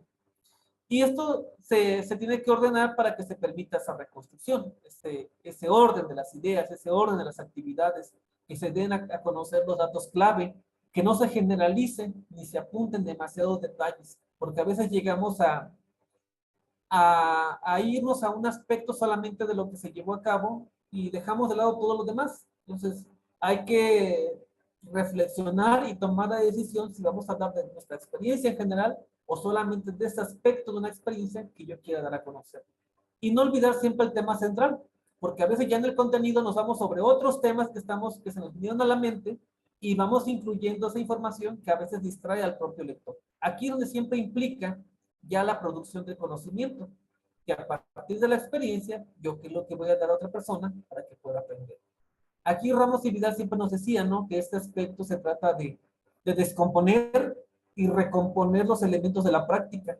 Porque yo recupero mi experiencia y pareciera que si fuera una especie de rompecabezas donde yo la desarmo por completo y la vuelvo a reestructurar para que tenga una forma distinta y se relacione con aspectos teóricos que puedan tener un sustento y un análisis y reflexión a partir de ello. Aquí ya es una reflexión profunda en la que se responde, como decía, el por qué pasó, el qué se hizo, en qué me ayudó. Es un momento de interpretación objetiva, pero también subjetiva. Aquí es donde ya se confronta la experiencia con la teoría existente. Y se busca, como decía yo, dar a conocer lo que yo realicé. Aquí es un proceso de mucho cuidado, de dar a conocer la información que realmente es importante. Yo decía, a veces llegamos ya a esta parte y como mi experiencia, por ejemplo, fue de alfabetización, y pues me voy a otros aspectos, lo que yo he visto, lo que he visto que se ha hecho, o lo que yo vi en el libro que se debe hacer. Aquí no es lo que se debe hacer, es lo que yo hice en este momento, y lo voy confrontando con lo que ya se ha hecho anteriormente. Y bueno, decía yo, podemos agregar un tercer elemento. A mí me parece importante, que es con la finalidad de recuperar los resultados significativos que se obtuvieron en esta experiencia. Es importante tener presente este aspecto porque se señala lo que se logró en la actividad desarrollada con los alumnos, con los maestros o con la comunidad educativa, con quienes yo lo hice, qué resultado obtuve. Si ese objetivo, esa hipótesis que yo tuve, que quería lograr con esas acciones, si realmente las logré o qué fue lo que obtuve para que esta experiencia que yo quiero compartir la sustente, la justifique, el por qué es significativa para mí. Creo que es un aspecto importante y generalmente es corto este apartado y que es necesario evitar descripciones que ya se hicieron en el apartado de descripción como tal de la experiencia. No se presentan estadísticas, no se presentan a veces calificaciones, a veces confundimos el resultado de aprendizaje con solamente presentar una tabla de calificaciones. Pues todos los niños obtuvieron 10, quiere decir que mi experiencia fue buena. No, ¿qué aspecto yo identifico de aprendizaje que se logró en los alumnos o incluso qué resultado obtuve yo como maestro al llevar a cabo esa experiencia? A lo mejor mejoré un poco la comunicación con ellos, la relación que yo tuve con los alumnos, la forma de explicar con los estudiantes, el trabajo colaborativo con los maestros, se reforzaron algunos lazos, no sé, aspectos que ustedes identifiquen ya de manera reflexiva. ¿Qué fue lo que ustedes lograron en relación con los objetivos de esa intervención que hicieron, en relación con los aprendizajes alcanzados con los estudiantes y en relación con la comunidad o con el contexto en el que ustedes están trabajando? Como dije, debe ser breve, es a lo que nosotros llegamos con esa experiencia. Y uno de los últimos apartados ya de la escritura, de la propia experiencia como tal, pues es el apartado de conclusiones. Aquí es el apartado de cierre de nuestra experiencia que hemos compartido. Y pues aquí se interpretan en un nivel de abstracción más alto de lo que se alcanzó en la experiencia que se comparte. Se relaciona con los objetivos del artículo, si realmente yo logré ese objetivo en relación con la experiencia que yo viví. Se pueden comparar mis conclusiones, mis reflexiones con las de otros autores, con las de otras propuestas, identificar algunos errores metodológicos. Quizá a lo mejor lo que yo hice en esta ocasión no fue favorable ahí es donde yo reflexiono en qué aspecto puedo mejorar esta experiencia para que otra persona que me lea y quiera llevarla a cabo, replicarla, pues también considere estos elementos. En un principio decía, a veces queremos compartir solamente aquello que nosotros decimos que salió bien, pero a veces hay experiencias que no salen del todo bien o como las esperamos y podemos a partir de ello reflexionar y compartir aquel análisis que nosotros hacemos de esas acciones para que otros colegas puedan aprender también de esa experiencia. Aquí yo comparto un poco de manera personal en cuestión de este aspecto, ¿no? De cuando compartimos los errores metodológicos en una tesis de posgrado de maestría. Eh, Siempre nosotros planteábamos intervenciones y parecía que proyectábamos y queríamos que saliera todo bien tal cual como nosotros lo planteábamos. En lo personal me tocó una experiencia donde no salió como tal todo lo previsto. Y fue enriquecedor porque al final de cuentas ese documento de investigación pues se enriqueció todavía más porque fue la reflexión de todo aquello que se pudiera decir se cometió como erróneo, todo aquello erróneo, y creo que permitió generar una producción de conocimientos todavía más, con mayor riqueza que si hubiera salido bien. Entonces, si ustedes han cometido algún error metodológico en la enseñanza, pues no quiere decir que esté mal. Recuperemos esa experiencia, sistematicemos esa experiencia y a partir de ello generemos reflexiones que nos ayuden a producir conocimiento y mejorar nuestra práctica y la de otros compañeros. Y aquí, bueno, respondemos prácticamente también a las limitaciones y fortalezas que yo como docente identifiqué al llevar a cabo esta experiencia. No significa echarme la culpa de todo lo mal que salió de esta experiencia, sino también reconocerla, analizarla, reflexionarla y también hacerla de manera crítica. No de manera criticona, como comúnmente se dice, sino criticarla, analizarla, sistematizarla, para que permita producir un conocimiento y el alcance de esta experiencia.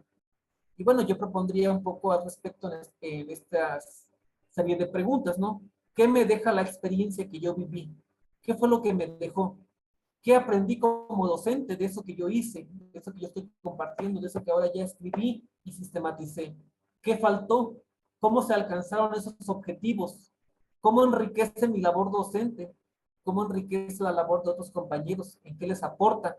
¿En qué quiero aportar ahora hacia los demás? ¿Qué reflexiones obtuve? ¿Qué cambios puedo hacer a mi labor? ¿Qué cambios puedo proponer a esta experiencia para que otra persona las considere? Pero también en mi trabajo, ¿qué es lo que ahora voy a tomar en cuenta? ¿Y qué aporto a la comunidad, a los colegas veracruzanos con base en mi experiencia que yo viví? Y aquí es importante también evitar conjeturas, generalizar la información, inferir incluso, y extrapolar de manera injustificada teorías que quizá no se relacionen con lo que nosotros tenemos. Reitero, muchas veces queremos sustentar información o afirmaciones solamente poniendo fragmentos de algún libro o de alguna revista. Hay que tener cuidado con lo que nosotros estamos sustentando para que permita realmente hacer ese tejido de información, esa relación teoría práctica y no solo sea como una especie de parche, yo digo, como el hecho de ir poniendo nada más por poner, sino que realmente refuerce lo que yo estoy compartiendo en esa experiencia. Y bueno, ya el último apartado, un poco más editorial, más técnico, de alguna manera, es el apartado de referencias, que finalmente cumplen dos funciones principales. Una de ellas es testificar y autentificar los datos no originales del trabajo. ¿Qué es aquello que no es idea mía, pero que yo me basé en otra persona? Ahorita que está de moda un poco lo del plagio, entonces siempre es importante tener cuidado más porque es una revista científica, ese es el sentido que tiene la revista de la red de Centros Repsamen, que se consolide como una revista científica con valor científico, con carácter, con esa rigurosidad. Por lo tanto, debemos evitar este tipo de acciones que puedan considerarse como plagio. Aquello que yo tomé de alguna revista, podemos tomarlo, podemos recuperar información de otras personas siempre y cuando se sustenten y se señalen de quién estoy tomando esa idea. Y por lo tanto, aquí como es, y se autentifica aquello que no es mío, pero que yo doy el crédito a esa persona que ya dio y que, bueno, me ayuda a reforzar lo que yo estoy compartiendo en esta experiencia. Y sobre todo también provee al lector de bibliografía referente a esa temática, que puede ser de interés también para los demás. Aquí es importante también diferenciar lo que es la referencia bibliográfica y la bibliografía. En En las revistas siempre se piden las referencias. Aquellos trabajos, aquí se van a listar solo aquellos trabajos que fueron mencionados en el interior del documento. Si solo mencioné 5, esos 5 van a aparecer en esta lista. Aunque yo me haya leído como 50 textos, pero si ninguno mencioné en el artículo, solamente voy a tomar en cuenta aquellos que efectivamente he mencionado y he utilizado para sustentar afirmaciones o ideas en mi experiencia. Si los otros 45 no los utilicé y solamente los leí y me ayudaron, pero no los he utilizado, esos van a quedar descartados, solamente son referencias. Si fuera bibliografía, sí se metería toda la información que yo revisé, porque a veces pareciera que queremos darnos la idea de eruditos y enlistamos una cantidad de textos que a lo mejor ni siquiera fueron mencionados. Entonces aquí sí es importante acotar, se trata de referencias, solo aquellos que han sido mencionados en nuestro documento. Y bueno, basarnos siempre en los lineamientos del formato APA, que ya tiene su estandarizado, su forma de citar los documentos, de mencionarlos en el interior y también de hacer la lista de referencias. Aquí no me voy a detener más en este apartado porque, bueno, ahí ya es otro aspecto más específico de cómo tomar en cuenta los lineamientos del formato APA para este tipo de documentos académicos. Tiene que ver más con la citación y con el uso de las citas, mencionar los autores, de cómo sustentar las ideas que nosotros tenemos. Pero bueno, a grandes rasgos siempre es importante tomar en cuenta aquellos trabajos en los que nosotros nos basamos para dar crédito a las personas y las ideas que no son nuestras. Y bueno, una vez que nosotros ya terminamos nuestro artículo de manera estandarizada, pues siempre se sigue un proceso que tiene que ver también con la escritura, con la parte de la revisión editorial. Nosotros tenemos nuestro borrador, yo diría se manda siempre a la revista hace una revisión de esa estructura, cumple con los requisitos que tiene su convocatoria, ese artículo pasa a una segunda fase, a un segundo momento, que ya es verificar su originalidad. Efectivamente, eso que nosotros hemos hecho, algunas veces, algunas revistas las someten a software de identificación de plagio o identificar si todas esas ideas son coherentes, si el contenido es importante para la revista para que pueda ser evaluado. Pasa a una segunda etapa que es la evaluación editorial, donde ya el editor de la revista dice si cumple con todos esos elementos que se mencionaron en la convocatoria y se hace una revisión. En otras revistas, no sé cómo vaya a ser este proceso de aquí, específicamente de Centro Repsamen, pero se trabaja la evaluación por pares, que es el doble ciego. Quiere decir, yo envío mi propuesta de artículo, pero no sé ni quién la revisa. Y la persona que lo revisa no sabe ni a quién revisó. Es un aspecto que da mayor rigurosidad y también le da cierto peso académico a esa revista, porque no se sabe quién revisó a quién, ni a quién se le fue revisado el documento que está ahí.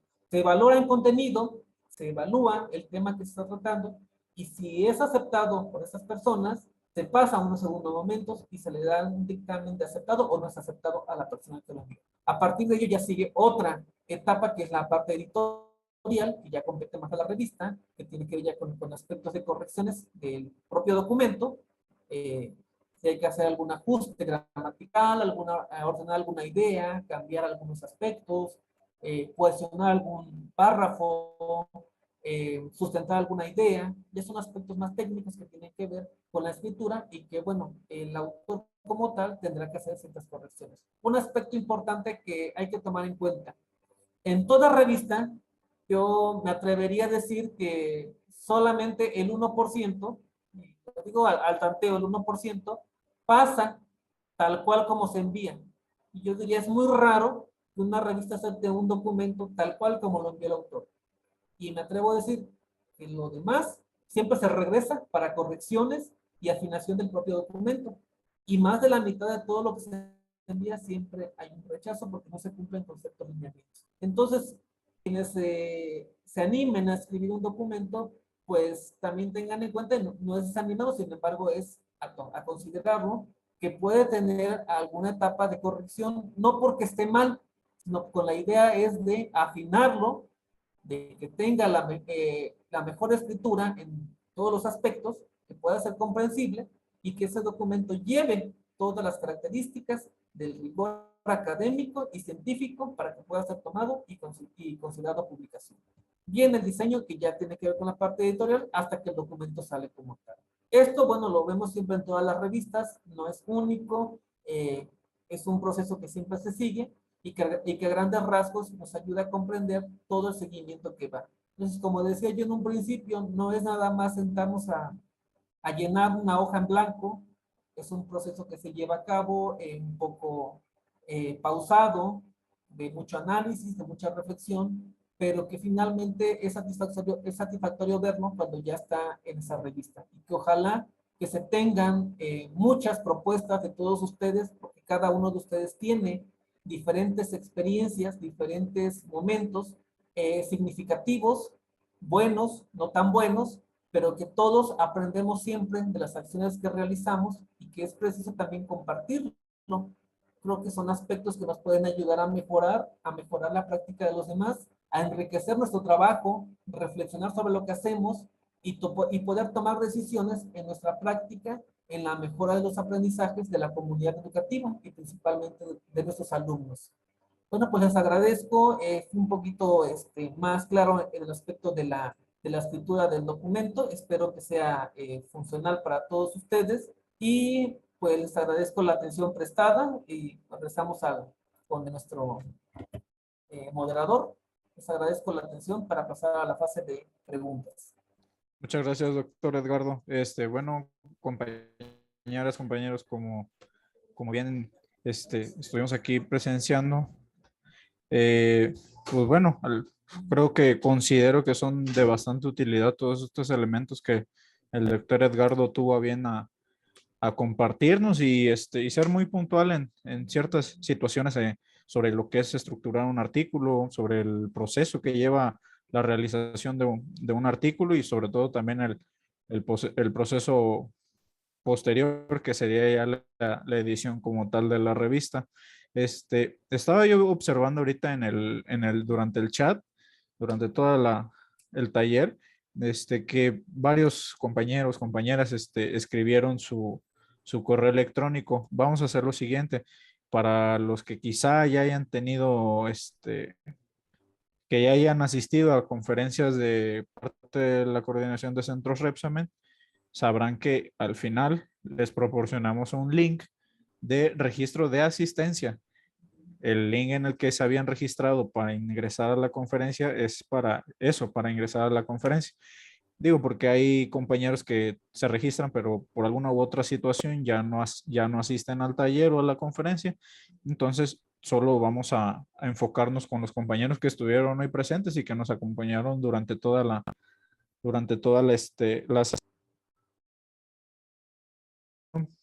a esos maestros, maestros que pusieron su correo electrónico, les recuerdo, vamos a compartirles un link de asistencia. Ahí vienen, igual es un Google Forms, donde vienen sus datos generales que se les solicitan y viene el correo electrónico al cual se les va a hacer llegar su constancia de participación y también les vamos doctor Edgardo, si no es molestia o si no hay problema, ¿será que les pudiéramos compartir su presentación aquí a las compañeras y a los compañeros? Claro que sí, no hay problema.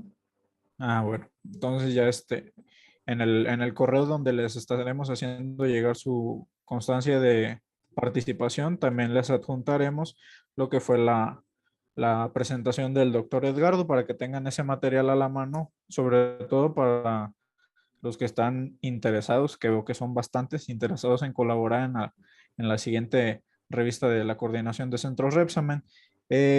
Vamos a pasar entonces a lo que son las preguntas y respuestas. Les vuelvo a recordar la dinámica, que hay que levantar la manita virtual y así como van apareciendo, ahora sí en orden de aparición, vamos vamos a darles el uso de la palabra para que emitan alguna pregunta, alguna duda que les haya surgido respecto a lo que el doctor Edgardo nos compartió el día de hoy. Y si alguien llegara a tener dificultades para hablar por el micro, por su conexión, porque la cámara no se ve bien, también lo pueden escribir en el chat si alguien tiene alguna pregunta. Ah, también aprovechando el espacio, me gustaría hacer un saludo especial para el ingeniero Iván Enoc Martínez. Él es un maestro que ya colaboró con nosotros en el primer volumen de la revista y está por aquí presente, por aquí lo vi en línea al ingeniero Iván Enoc. Qué gusto verle por acá, ingeniero. Bueno, vamos Gracias, un saludo. Aquí estamos pendientes. saludos. Bueno, por aquí ya salieron las dos primeras manitas levantadas. Vamos a darle el uso de la palabra a Osbelina, Sirina Alfonso, licenciada Michelle Sime. Hola, Adelante, maestra. Buenas tardes, maestra. Bueno, agradezco la participación del doctor Edgardo, la oportunidad que nos dan de poder nutrirnos académicamente y sobre todo de explotar pues la participación de cada uno de nosotros. Si bien es cierto, los que estamos aquí presentes, pues estamos interesados en la colaboración. Yo tengo una duda con respecto a la participación. Escuchaba que el perfil de la revista tiene un corte científico. Yo soy docente de tecnología con énfasis en administración contable. Dentro de mis actividades estoy manejando lo que es educación financiera, algo que no marca el programa, pero que durante la pandemia pues fue de vital importancia. Entonces, retomé en este nuevo ciclo escolar esa actividad y bueno, he tenido resultados satisfactorios. Yo quisiera saber si con ese artículo o con esa práctica pudiera participar. ¿Tenemos alguna respuesta? Algo sí, ¿verdad?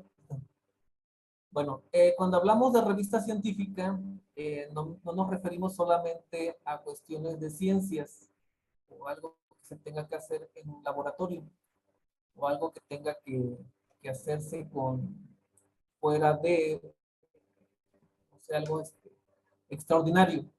Cuando nos referimos con un rigor científico, quiere decir que está apegado a ciertas normas. Como decía yo en principio, cuando nos apegamos a la etapa de sistematización, cuando yo realmente reflexiono sobre ello, lo cuestiono, lo problematizo, y si realmente estoy confrontándolo con algún aspecto teórico.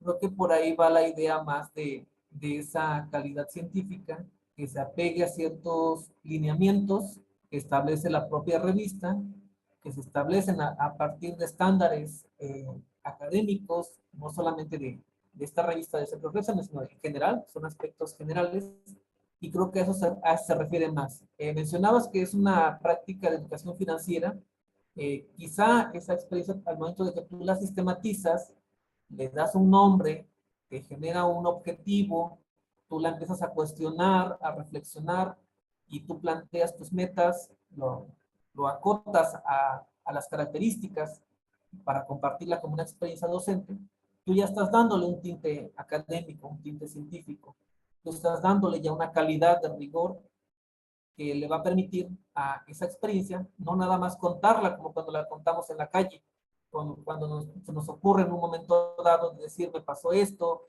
y ahora pasó esto otro y luego me regresaba la experiencia y vamos de atrás para adelante. En el momento de que tú le vas dando ese orden a todas esas ideas y la vas organizando, ordenando, está teniendo ese rigor científico. Quiere decir que te estás apegando a esas normas para darla a conocer.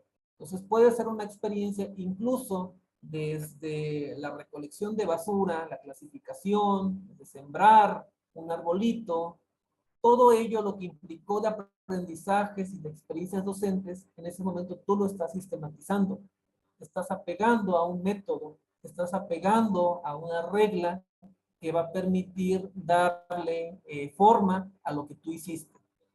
Comparto de manera particular, hace años también compartí una así, tenían que ver con los huertos escolares, y que bueno, no estaba en el programa de estudios hacer un huerto, fue una experiencia más situada, pero a partir de ello se logra ponerle un nombre a esa experiencia, a esas acciones, y que bueno, cuando tú ya la vas ordenando, va teniendo forma eso que tú hiciste, y y vas dándole algún elemento que te faltó, algún elemento que quizá no lo pensaste en su momento, como decía en un principio, lo haces de manera inconsciente, pero cuando tú empiezas a confrontarlo con algún referente, con parte de la literatura científica, creo que ya estás dándole esa parte de rigor y sobre todo el hecho ya de estructurarlo en un formato de artículo, que es donde ya logra ese carácter para poder darlo a conocer. Entonces sí podrían dar una experiencia, como les digo, e incluso hasta sembrar una plantita, pero tú la sistematizas a grandes rasgos en esos aspectos, en esos elementos, en cómo se relaciona con el programa,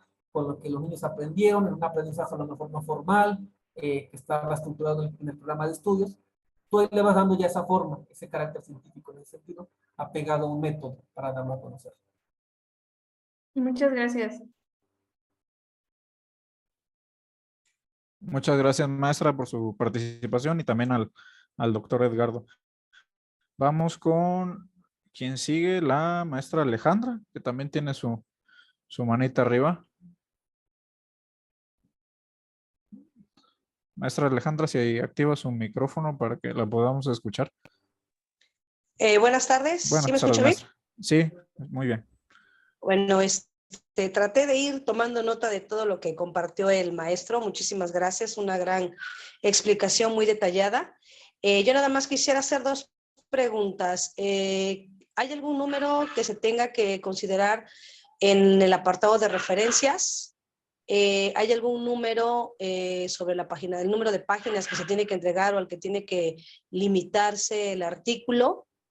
¿Y qué fechas son las que tendríamos para poderlo enviar? Bueno, en cuestión de referencias y de contenido, ahí me tomo el atrevimiento de responder. No hay un límite, en cuestión de referencias, no hay un límite claro. Sin embargo, siempre es preciso sustentar lo que nosotros ponemos en el documento. Que no sean, a veces como que se maneja un estándar, ¿no? Que no sea menos de 5 ni más de 20 ni 30 porque ya se vuelve en exceso, ¿no? A veces por querer mostrar mucha revisión teórica, a veces atascamos un documento, un artículo pequeño con 50 referencias y que al final, por cada renglón vamos citando un autor y autor distinto y al final nos sale más referencias que el contenido. Entonces, yo de manera personal, pues yo diría que a lo mejor unos 10 en promedio sería algo aceptable, ¿no? Que realmente sean referencias que te ayuden a ti a sustentar lo que tienes en ese escrito. Ahora, en cuestión del contenido, aquí ya va a depender de la convocatoria que se emita. Yo he comentado, regularmente se habla del número de palabras.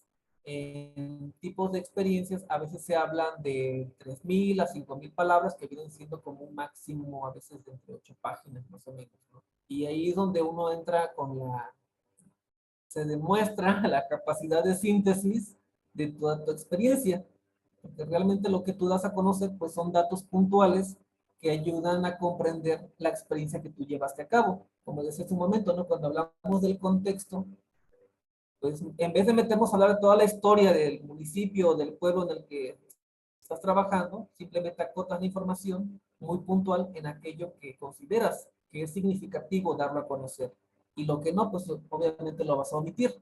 Entonces tú te apegas a esa cantidad de palabras, que regularmente les digo, vienen siendo como 5, 6, 7 páginas, y que va a depender también de la convocatoria que se emita para esta edición. Si en este caso la coordinación decide un artículo extenso, pues regularmente las investigaciones llegan a ser hasta 20 páginas, pero hay otros que llegan a ser entre 8 o 5 páginas, dependiendo del tipo de letra que les vayan a pedir, para que se pueda acotar y sea realmente un documento que se consulte de manera fácil, que quien lo lea no sea cansado de leerlo y pueda entender toda tu experiencia que tú estás dando a conocer. Les digo, aquí entra mucho en juego la capacidad de síntesis de todo eso que yo hice al momento de que yo la sistematizo, cómo ordeno esa información para que otra persona pueda entenderlo.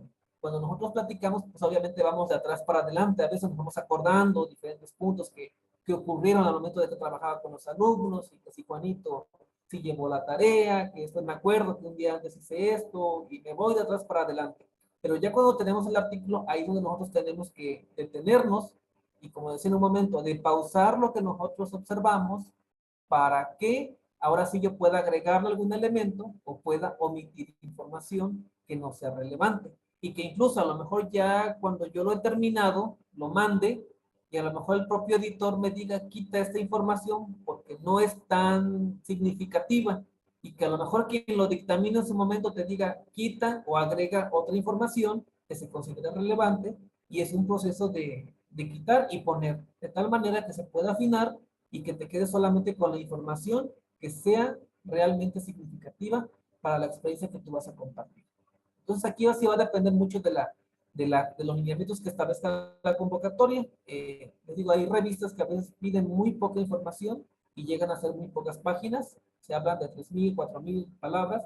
Hay otros que dicen hasta 7,000 y se extiende la longitud del documento, pero ahí va a depender ya de la convocatoria como tal. Y bueno, en cuestión de las fechas, pues ahí sí no podría dar una respuesta clara, pero ya va a depender de la convocatoria que se emita por parte de la Claro que coordinación, sí. ¿no? El caso que vaya a dar. Bueno, doctor Edgar, gracias por su respuesta y bueno, para complementar un poquito la información, para las maestras y maestros que están interesados en esto, bueno, la convocatoria para la revista va a salir el día viernes 3 de marzo. Va a ser publicada a través de nuestro Facebook, que es en Facebook nos pueden encontrar como Coordinación de Centros Repsamen. Ahí se va a emitir la convocatoria, van a venir las bases, van a venir las fechas, los procesos que se van a seguir y pues los requisitos y lineamientos que hay que ir llevando para los docentes que estén interesados en colaborar en esta revista. Les recuerdo, viernes 3 de marzo saldrá emitida la convocatoria para la revista. Sí, creo, sí, eso sería todo. Y si hay por ahí también otro comercial. En el chat, mi compañera, la licenciada Michelle, nos hizo el favor de compartirles el link de asistencia para hoy. Les recuerdo que también es muy importante registrar nuestros datos de manera correcta, tanto nombre y sobre todo el correo electrónico. El correo electrónico porque ya a este correo electrónico se les hará llegar su constancia de participación a este taller y también la convocatoria también se les hará llegar mediante correo electrónico por aquello de que a lo mejor el canal de comunicación de la red social de Facebook no sea suficiente, también los haremos llegar por vía correo electrónico de la base de datos de lo que es la red estatal de actualización y capacitación docente de la REACVER, de la cual ya algunos docentes están incorporados y los que no, se van sumando cada vez que asistan a una conferencia, un taller emitido por la Coordinación de Centros Repsamen. En este caso, por eso es importante que ahorita en el link de registro de asistencia ustedes den de alta sus datos de manera correcta para que se pueda llevar todo este proceso. Vamos con una siguiente pregunta que es el maestro Ulises Cortés Santis. Maestro, ¿lo escuchamos? Sí, sí, buenas tardes, buenas tardes. Buenas tardes, maestro. Disculpa, no abro mi cámara porque tengo por ahí un problemita con la cámara, ¿sí? Claro que sí, lo escuchamos. Nada más para agradecer, me pareció muy interesante todo esto, sobre todo porque aquellas personas que tenemos que hacer redacciones de algunos informes, algunos diagnósticos, ¿sabes? Que tenemos que hacer como parte de nuestro trabajo cotidiano. Y también es muy interesante lo que comentaste ahorita de para artículos científicos o para artículos de la publicación, una cierta cantidad de palabras y ser lo más conciso posible en lo que vamos a tratar. Igual en muchos de los informes que nosotros elaboramos diariamente, por ejemplo, hacemos el diagnóstico de nuestro centro de trabajo, el diagnóstico para alguna materia, queremos hacer algún trabajo con los jóvenes, con los alumnos, pues tenemos que hacer una redacción y eso nos es de vital importancia, sobre todo para todos aquellos docentes que estamos involucrados o muy metidos en lo que es la cuestión educativa. Ahora, si ya tú quieres participar, en este caso, en la revista, pues tendré que especializarme un poquito más en lo que es el objetivo, lo que es el seguimiento, lo que son las reglas de ortografía, ¿sí? Y eso también nos va a ayudar muchísimo en nuestra labor docente. Tengo que agradecerles la invitación que me hicieron por su parte, a todo el equipo y a todos los maestros que están presentes. Es algo que nos va a servir y no nada más para nuestro trabajo, sino en nuestra vida cotidiana, en nuestra vida diaria. Que tengan muchas, muy buenas tardes, les agradezco muchísimo la invitación y estamos presentes en la próxima conferencia. Muchas gracias, maestro Ulises. Hasta luego. Hasta luego, maestro Ulises. Bueno, continuamos. Vamos con la última pregunta con la maestra Mónica Márquez. Adelante, maestra Mónica. Así es, buenas tardes.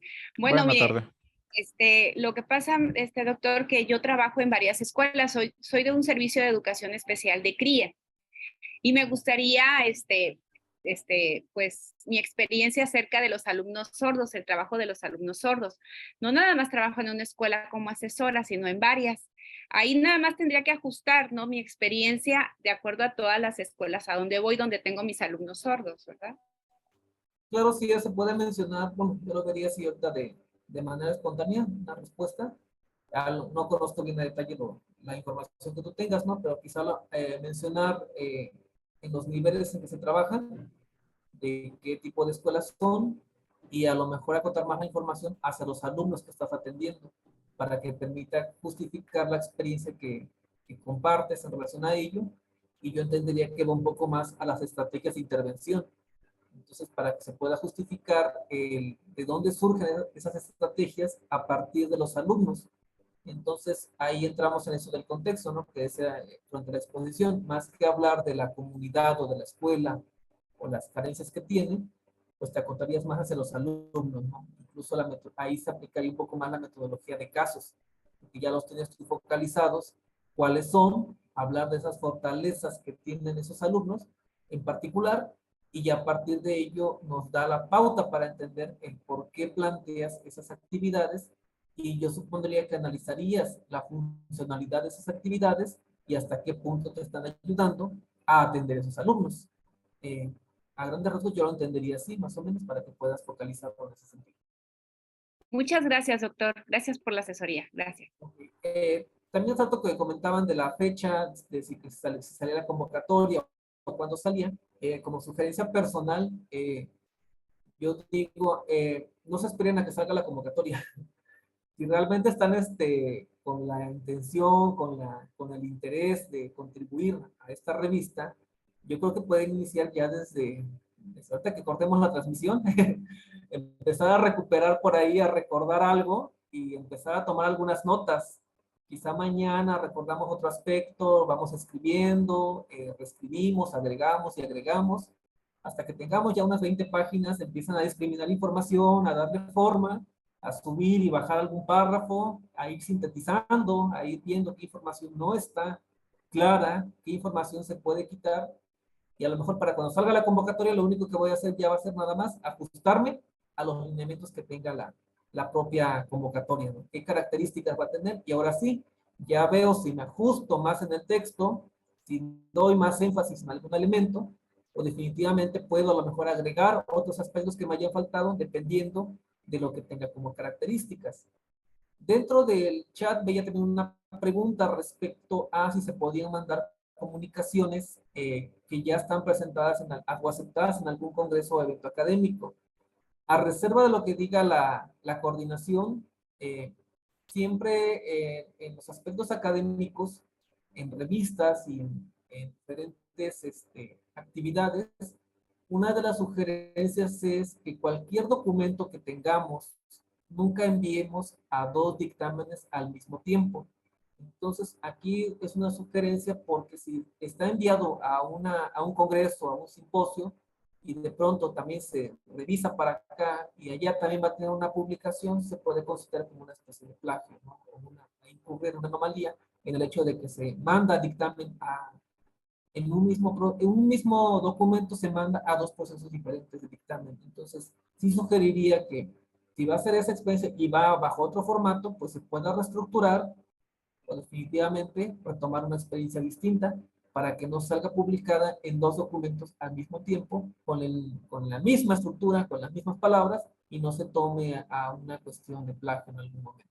Entonces, sí es también importante tener en cuenta que eso omití en la exposición, pero sí es necesario considerarlo quienes tengan ya algún documento en algún momento, ¿no? ya hecho.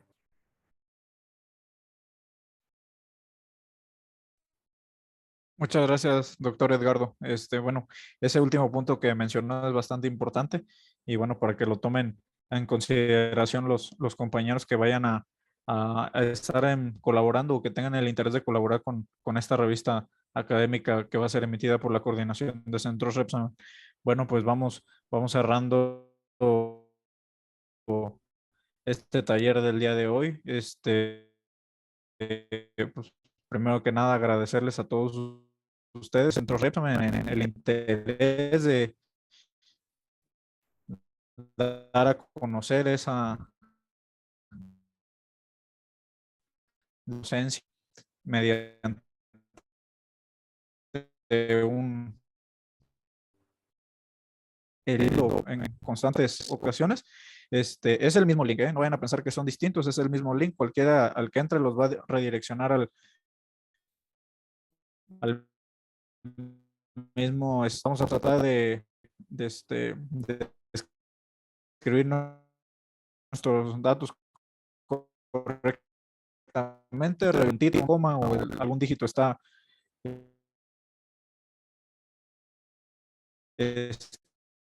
escrito de manera equivocada. Bueno, palabra al coordinador de los Repsamen. Adelante. Unas palabras de despedida. Gracias, maestro Aldo. Es cierto. Que me quedé picado y creo que siento como si fuéramos a empezar otra vez todavía. Bueno, eso quiere decir que estuvo muy interesante la videoconferencia. Agradecemos enormemente la participación, el despejarnos todas estas dudas para escribir un artículo, porque sé que para los maestros, para nosotros como maestros, es complicado a veces el escribir y redactar en cuestiones de nuestra vida diaria, ¿no?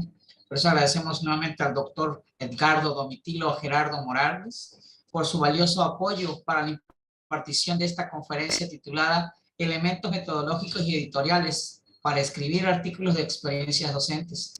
Y gracias a todos ustedes, maestras y maestros, que hoy nos acompañaron hasta el final y por su valiosa participación con sus preguntas, comentarios y sugerencias. Les reitero, la convocatoria se dará a conocer aproximadamente el día 3 de marzo, a partir de nuestras redes sociales, como lo mencionó Aldo, a través de Facebook, de Twitter, del micrositio de Centros Repsamen. También los invitamos a nuestra próxima conferencia titulada Uso de herramientas tecnológicas para la mediación educativa. Todo esto con miras al escribir un artículo académico que se impartirá el día 23 del mes en curso a la misma hora y por este mismo canal. Con la maestra Gisela Janet Hernández Vera es la que nos dará la conferencia. La invitación y el registro igual se difundirá por todas nuestras redes sociales. Les reitero y les recuerdo, no olviden registrar su asistencia, es de suma importancia para que les pueda llegar sus constancias de participación.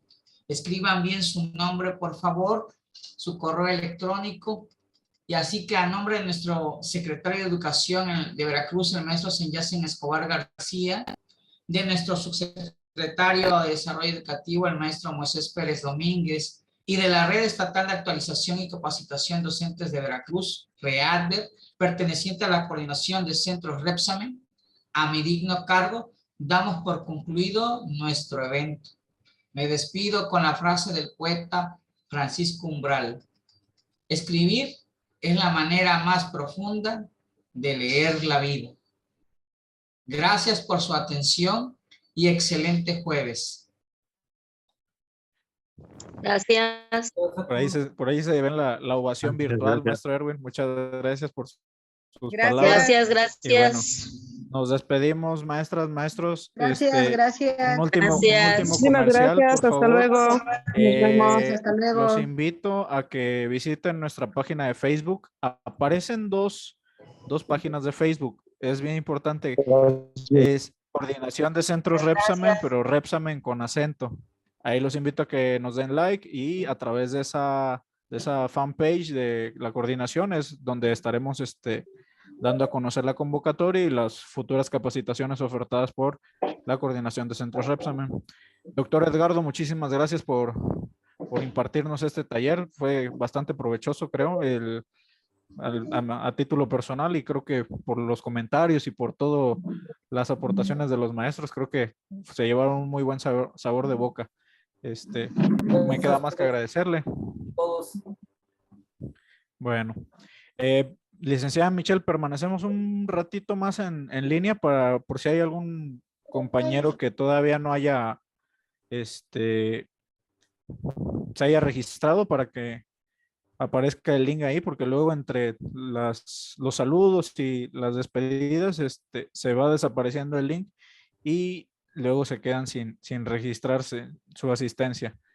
Bueno, muchísimas gracias, que pasen una excelente tarde. Hasta luego, nos vemos a la próxima. Hasta luego. Hasta luego igualmente. Gracias, saludos a todos. Que pasen muy buenas noches. Fue un placer aprender y Muchísimas compartir gracias, con ustedes, doctor. compañeros. Excelente jueves, que descansen.